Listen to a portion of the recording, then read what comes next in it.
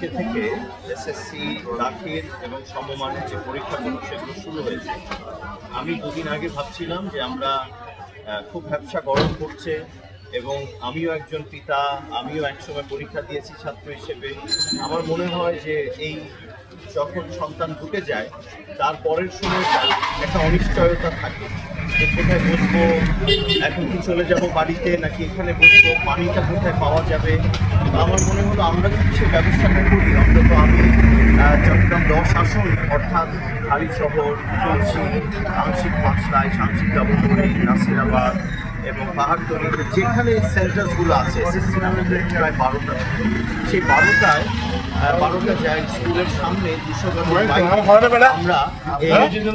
আমরা এই প্যান্ডেল করে দিয়েছি যেন এই প্যান্ডেলে শান্তি করে আমাদের গার্জিয়ানরা একটু বসতে পারে, এই গরমটায় যেন কষ্ট না হয়। আর একটু পানির ব্যবস্থা করেছি, ক্ষুদ্র প্রয়াস, অনেকটা বলতে পারেন প্রতীকী। আমি তো চাই পুরো চট্টগ্রামে করতে, আর কখনো পারলে সারা বাংলাদেশে করতে, কিন্তু কষ্টটা কিছুটা লাঘব হওয়া, কেননা রাজনীতি মানে আসলে সমাজসেবা আমার কাছে। অতএব এই সেবার জায়গা থেকেই এই চেষ্টাটা। রাজনীতি ওভাবে নেই, কিন্তু এটা আছে যে আমাদের মানুষকে যদি আমরা একটা এক্সাম্পল সেট করতে পারি যে যারা রাজনীতি করবে তারা যেন শুরু করে সমাজসেবা দিয়ে, তাহলে হয়তো আমরা কোনো গুণগত পার্থক্য আনতে পারবো সামনের দিকে রাজনীতি।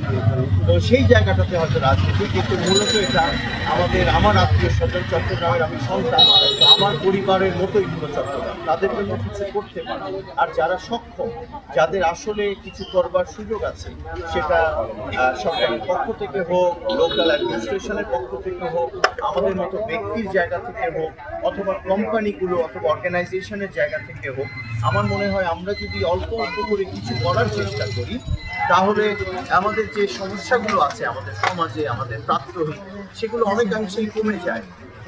তো এই কাজগুলোর মাধ্যমে আসলে সেটাই করা, এটা দিয়ে যে হাজার হাজার মানুষকে পাচ্ছে, হয়তো 1000কে সার্ভ করবো 12টা সেন্টার মিলে, অনেক বেশি করবো, কিন্তু লক্ষ মানুষকে তো আমি সার্ভ করতে পারবো না। আর এখানে অনুপ্রেরণা হিসেবে কাজ করেছেন বিএনপির অ্যাক্টিং চেয়ারম্যান জনাব তারেক রহমান। আমরা যে শুনছি রিসেন্টলি উনি বলছেন যেগুলো কথা, যে সবার সেবায় প্রত্যেকে একটু নেমে পড়ুন, তার 31 দফাতেও এই আলাপগুলো আছে।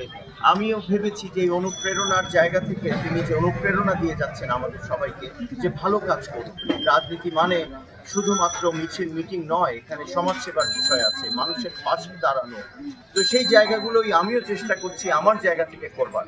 আপনারা জানেন আমি শিক্ষা সেবা নিয়েছিলাম, আমি ইস্টার্ন ইউনিভার্সিটি করেছি, স্কুল করেছি, আমার জগৎটাই সেবামূলক কাজ নিয়ে। তো এটাও সেটারই একটি অংশ বলে দেখবেন বলে এবং সবার দোয়া চাই। আসসালামু আলাইকুম।